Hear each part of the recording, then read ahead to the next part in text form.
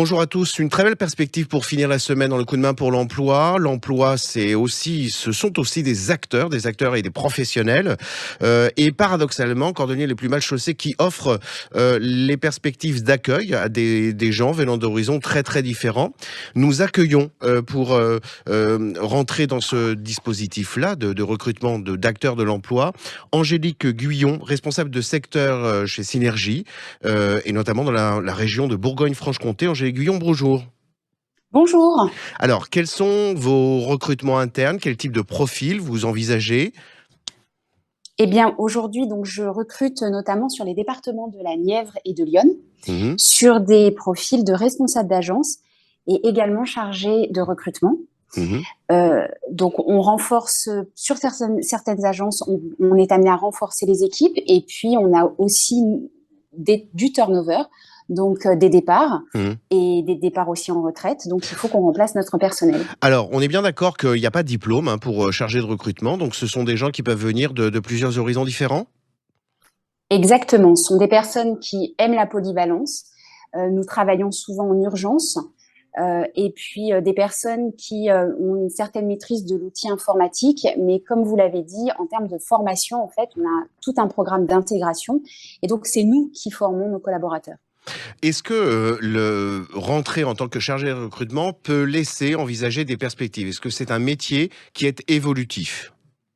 Oui, puisqu'en fait, pour chacun de nos postes, nous devons avoir un esprit commercial, puisque nos chargés de recrutement sont à un moment amenés à promouvoir aussi les compétences des candidats qu'ils ont sourcés.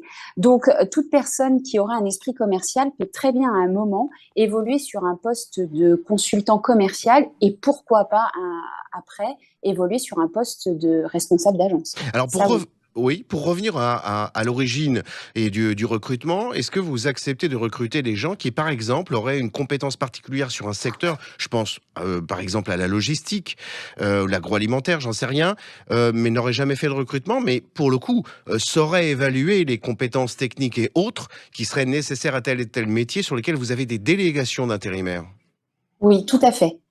Ça ne pose aucun souci, on le fait déjà sur d'autres agences, des personnes qui ont des expériences sur d'autres secteurs d'activité, mais à partir du moment où ils ont cette facilité de recruter, cet esprit un peu pédagogue, il faut aussi un peu d'empathie et commercial, ils peuvent occuper un poste ou de chargé de recrutement, de responsable d'agence.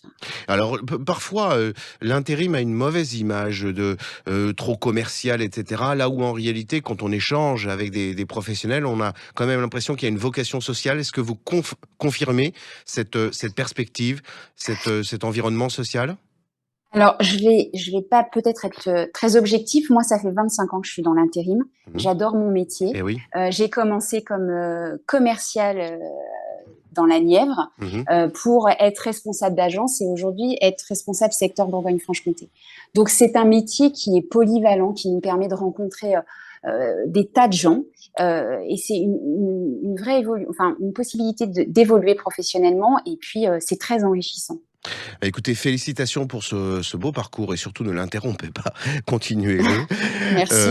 On refranchira les portes de vos agences, pour cette fois-ci, peut-être s'intéresser plus en particulier au recrutement que vous avez auprès de vos entreprises partenaires. Angélique Guyon, je vous souhaite une très, très bonne journée et un très bon week-end. Merci à vous aussi. Très À bonne journée, au bientôt. Au revoir. revoir.